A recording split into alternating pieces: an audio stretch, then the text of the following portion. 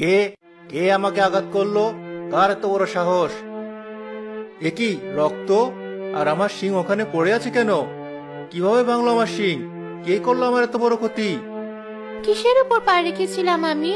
কিছু একটা ভাঙার শব্দ শুনলাম মনে হয়। সাপ? ওই সাপটা ওখানে কি করছে?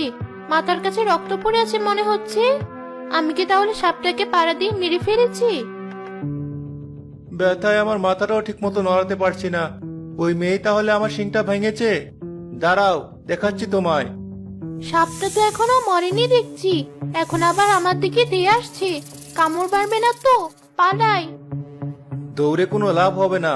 আমার হাত থেকে আজ তোমাকে কেউ বাঁচাতে পারবে না। বিশ্বাস করো, আমি ইচ্ছে করে তোমাকে আঘাত করতে চাইনি। আমাকে মেরো না। বাড়িতে আমার অসুস্থ মা আর একটা ছোট বোন আছে।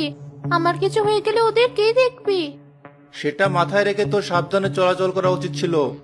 এখন তোর অসাবধানতার ফল ভোগ কর। আপু, তুমি আমার বোনকে কোথাও দেখেছো? হ্যাঁ, সেই সকালে নদী পাড়ে দেখে আসলাম। এখনো বাড়ি যায়নি? না তো। আচ্ছা, আমি নদী পাড়ে গিয়ে দেখছি আপু আছে কিনা। তোমাকে তো কামড় দিয়েই দিয়েছি। এবার তুমি তিলে তিলে কিভাবে মরো সেটাই দেখার পালা। আমার সবচেয়ে মূল্যবান সম্পদ তুমি নষ্ট করে দিয়েছো। এখন আর কেউ আমাকে দেখে ভয় পাবে না। তোমার জন্য এটাই উপযুক্ত শাস্তি।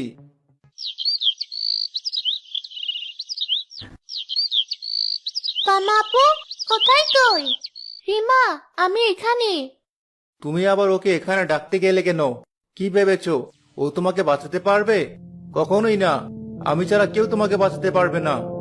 মরার আগে আমার বোনকে শেষবারের মতো দেখে যেতে চাই, তাই ওকে ডাক দিয়েছি।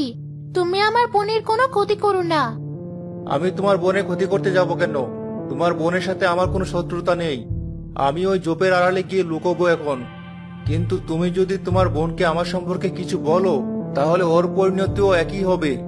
না, আমি ওকে কিছু বলবো না। ঠিক আছে, আমি চললাম।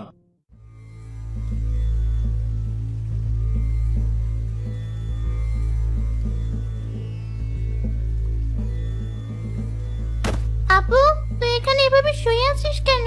কি হয়েছে? আমার পায়ে বিষাক্ত একটা সাপ কামড় দিয়েছে রিমা। বলছিস কি? দাঁড়া, আমি এখনই ওষুধ ডেকে আনছি। কোনো লাভ নেই রিমা, অনেক দেরি হয়ে গেছে। তুই শত চেষ্টা করেও এখন আর আমাকে বাঁচাতে পারবি না। কিন্তু কাঁদিস না রিমা, এখন আমার সব দায়িত্ব তোর গাড়ির উপর পড়বে। মাকে তুই দেখে রাখিস, নিজের খেয়াল রাখিস।